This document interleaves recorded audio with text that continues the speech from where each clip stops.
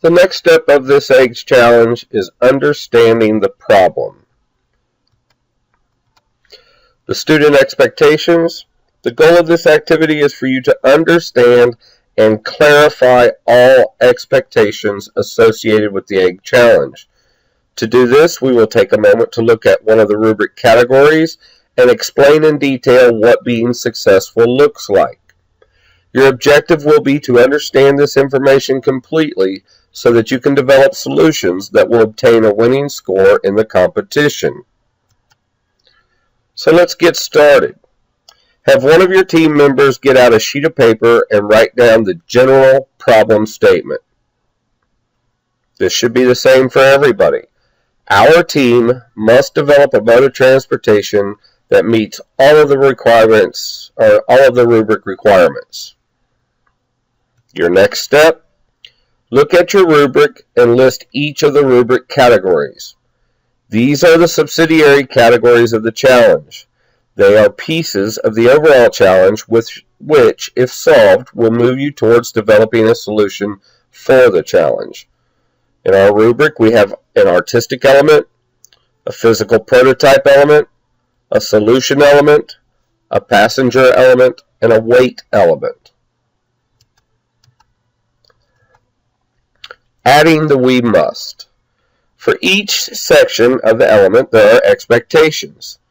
As you see in this one, the expectations are the egg contained at least 2 primary colors, the egg contained at least 1 secondary color, and so on. Let's take, for example, that the egg contained at least 2 primary colors as attributes of the design.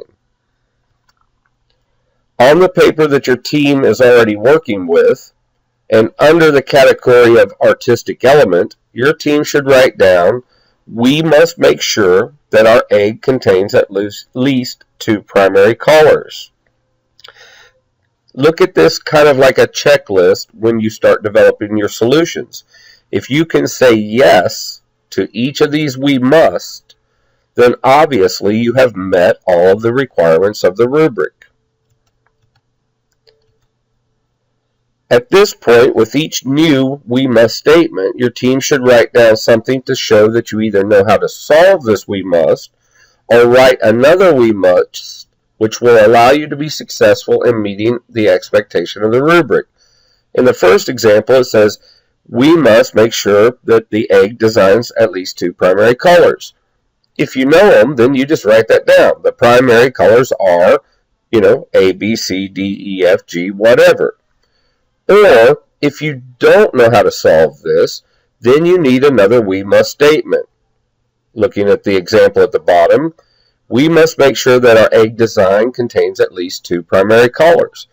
Oh my gosh, I don't know what those are, so we must do research to learn what the primary colors are, and then by doing that research, underneath of it, later on I would write the primary colors are. So as you come across each new thing in the rubric, you either A, I can prove and I can solve this, or B, I need to research, I need to seek advice from someone. You need to do something to make sure that you understand what it is that we must do to be successful. Also consider this. When developing your we must statements and clarifying the problem, also keep in mind that if you do not clearly understand the expectation, that you must do so prior to developing the we must statements at all. For example, if right now you were asked, could you define the word attribute as it applies to the expectation, can you, can't you? Because if not, how can you create a clear we must statement that in turn will ensure you develop a great solution? So, if you see a word you don't understand, look it up in a dictionary. Online, pop it in, dictionary.com, move on. Make sure you truly understand the expectations while writing your we must statements. Finally, you must develop we must statements before moving on to the next step of the developing solutions.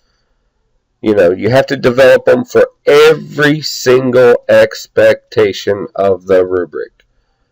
This will become your checklist. that says when I'm making my solution, my team, we're all busy sitting down. It's like, we must put in 2 primary colors. Check, we did that. We must make sure that the egg's protected some way. Check, we did that. This is the only way that people in your advisory group will, buy into that you have a wonderful solution and should be allowed the opportunity to build that solution. So take your time on this section. Make sure you clarify and clearly understand the problem. Make sure you write all those things out, and make sure you talk with your facilitator to see if he or she thinks you should be adding more to this section. Thank you.